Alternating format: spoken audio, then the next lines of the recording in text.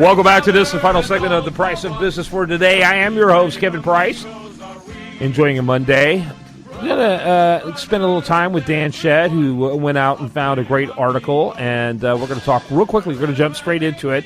We also have Sigmund Kramer with us, producer extraordinaire. Dan, jump right into your topic. Dan Shedd goes out there and finds the most important story of the day and brings it to us every day. And so this will tell you a lot about his values when we give him that mandate, and this is the stuff he comes back with. Go ahead. What do you got for us?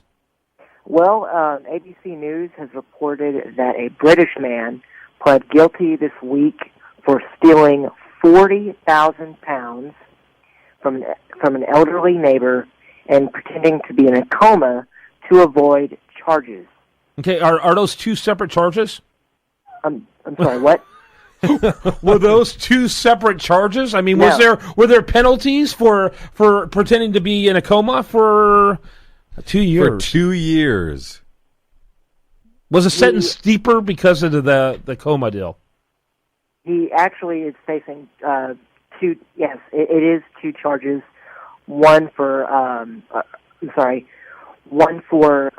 making a false representation for gain, and he's also charged with multiple counts of theft. Wait a second. Did you just say making a false representation for gain? For gain is actually punishable? It's a punishable offense? Yes, according to this is a British court. According to a British court. Why aren't all British politicians in jail? Yeah, that's what I was going to ask, because those guys, they're a lot like ours. That's what they do for a living. Make lies, they all they do. lie, they make promises. They exaggerate. And for gain. Yep.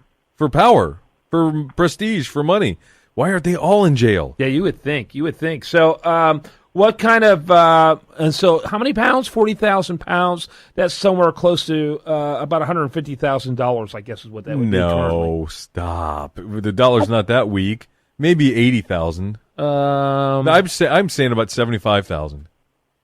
Don't get on Forex. It's fine. Yeah, well, you challenged me. So what do you expect me to do? I mean, just sit here and go, yeah, actually it is that weak. The dollar's worth $1.60.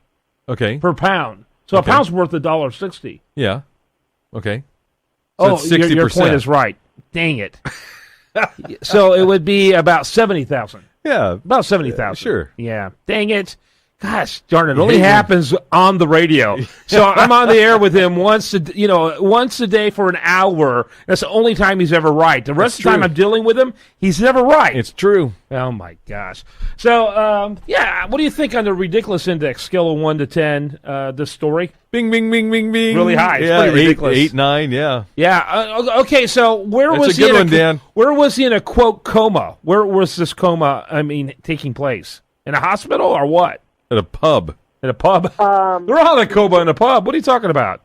The report said that he was faking his comatose state at his home, apparently, or something like that.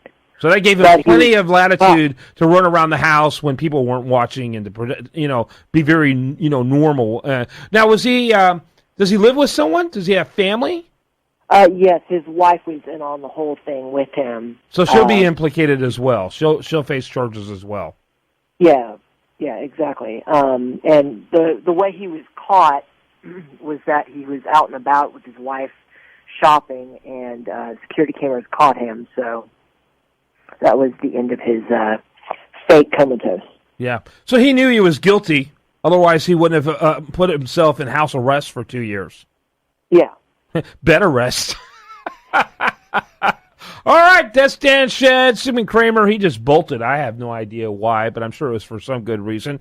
And Dan Shedd, and what do you think? How ridiculous was this, Dan?